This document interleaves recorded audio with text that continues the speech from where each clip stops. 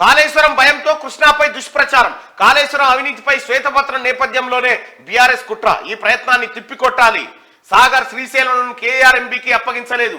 ఈ విషయాన్ని ప్రజల్లోకి విస్తృతంగా తీసుకుపోవాలి. లోక్సభ ఎన్నికలను ఏమాత్రం తేలిగ్గా తీసుకోవద్దు. అజాగ్రత్తగా ఉంటే మూల్యం చెల్లించుకుంటాం. అభ్యర్థులకు గెలుపు సామాజిక న్యాయం ప్రాతిపదిక. ప్రదేశ్ ఎన్నికల కమిటీ సమావేశంలో సీఎం రేవంత్ పార్టీలో చేరికలపై దృష్టి పెట్టాలని చెప్పి దీపాదాస్ మున్షి చెప్తున్నటువంటి మాట. కాళేశ్వరం భయంతో ఇప్పుడు కృష్ణా పంచాయతీ కాళేశ్వరం ఫైళ్లు బయటకు వచ్చినాయి, లెక్కలన్నీ బయటికి రాగానే ఆ పంచాయతీ మళ్ళా కేసీఆర్ మెడ కొడగా కృష్ణా సంగతి నీ కృష్ణా అవుతుంది, నీ కాళేశ్వరం అవుతుంది, నీకు శ్రీకృష్ణ జన్మస్థానమే ఫైనల్ అవుతుంది. అది మర్చిపోయేటట్టు ఇది చేస్తారు కథలన్నీ, అది మర్చిపోవద్దు మనం, అది ఇంపార్టెంట్. బీఆర్ఎస్ కు షాక్.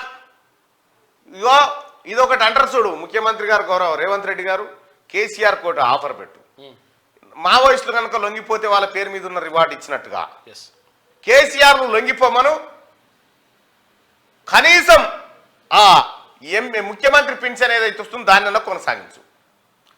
నీ అంతలో నువ్వు లొంగిపోతేనే మంచిది. కేసీఆర్ లొంగిపోవడంతో పాటు ఆయన తర్వాత ఆయన అనుయాయులు పిల్లలు ఆస్తులు జప్తు కావాలి. అప్పుడు అంతో కొంత ఇవ్వచ్చు, ప్రాబ్లం లేదు. బీఆర్ఎస్ కు షాక్. కాంగ్రెస్ లో చేరిన పెద్దపల్లి ఎంపీ వెంకటేష్ నేత ఢిల్లీలో రేవంత్ సమక్షంలో చేరిక టికెట్ హామీ ఇచ్చిరట. ఇక నల్గొండ సభలోపే బీఆర్ఎస్ నేతలు కాంగ్రెస్ లోకి. లోక్సభ ఎన్నికల తర్వాత పార్టీ 4 ముక్కలు కాబోతా ఉందట. 12 నుంచి 13 ఎంపీ స్థానాలు సాధిస్తామని మంత్రి కోమటిరెడ్డి. నల్లగొండ సభలోపే బీఆర్ఎస్ నేతలు కాంగ్రెస్ లోకి రాబోతా ఉన్నారట. ఇక మూసీ నమూనాలు రూపొందించండి. సింగపూర్ కంపెనీతో సీఎం రేవంత్. సుందరీకరణ ఖర్చు 5,813 కోట్లు దానికి కేటాయించబోతా ఉన్నారట మూసీకి. గ్రూప్ 1 లో మరో 60 పోస్టులు. ఆర్థిక శాఖ ఉత్తర్వులు. 643 కొలువులు. నోటిఫికేషన్ జారీకి టీఎస్పీఎస్సీ సూచన. సుప్రీంలో కేసు. గత ప్రిలిమ్స్ పై సందిగ్ధత. వక్ బోర్డు చైర్మన్ గా సయ్యద్ హుసేని అనే ఒక వార్త కనిపిస్తా ఉంది. అయితే ఇక్కడ క్లియర్ గా ఎట్టి పరిస్థితులు దాన్ని క్యాన్సిల్ చేయరు, ఎందుకంటే లేకపోతే ఆ 503 పోస్టులు మేమే వేసినాయి అంటారు. అంతే. మంగళవారం ఇంకోటి ఏంటంటే టచ్ చేయలేవు నన్ను, నా పార్టీని టచ్ చేయడం నీ వల్ల కాదు. నీకంటే ఏమీలను ఎదుర్కొన్న చరిత్ర మాదంటూ బొత్సు బీకినవు. నువ్వు బొత్సు బీకినవు.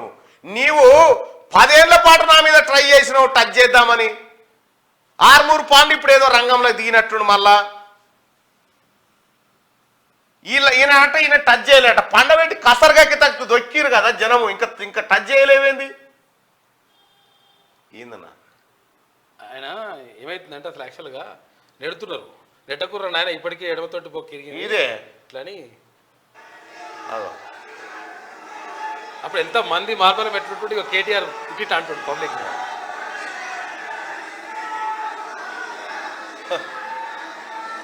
నన్ను ఎవడు టచ్ చేయలేడు అంటుడు. నిన్ను పండబెట్టి చొక్కి కసరగాక్కిచ్చారు కదా నిన్ను. నీ తొంటి పొక్కిరిగేతాడు. నిన్ను ఎవరు టచ్ చేయలేడంటే వాస్తవానికి నిన్ను ఎవరు టచ్ చేయలేడు. నీ అంతలో నువ్వే పడతా ఉంటావు, నీ అంతలో నువ్వే తొంటిర కొట్టుకుంటా ఉంటావు. నేను ఎవరు టచ్ చేస్తాడు? టచ్ చేసే టైం కూడా ఇవ్వవు ఎవరికి. కలిస్తే కదా టచ్ చేసేది. నీకంటే ఏమీలను ఎదుర్కొన్న చరిత్ర అది. ఏమీలను ఎదుర్కొన్నావా?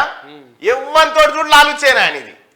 ఉడత బెదిరింపులకు భయపడం. ముందు చూద్దాం, లొటపి చూస్తావు. కాంగ్రెస్ నేతలకు తెలివి లేదు, ప్రాజెక్టులపై అవగాహన లేదట. అవగాహన ఉన్న దొంగ తీసుకుపోయి అప్పచెప్పిండు. కేసీఆర్ భాషలోనే చెప్పాలంటే లుచ్చలు చేసే పని ఇది. కాళేశ్వరం ప్రాజెక్టుకు పెద్ద ఇంజనీర్ నేనే అంటే పెద్ద ఇంజనీర్ నేనే. నా తల బొట్టు రక్తం అంతా ఖర్చు పెట్టా అంటే ఏదిరాబాయ్ కాళేశ్వరం ఎటుబాయ్ సర్వనాశనం చేసినావు.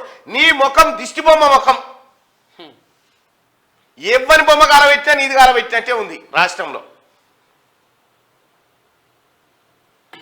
అగో కొత్త సీఎం అంటూ రేవంత్ పేరు ప్రస్తావించకుండానే నీకు తప్పదు కేసీఆర్. నువ్వు అసెంబ్లీలోకి రావాల్సిందే.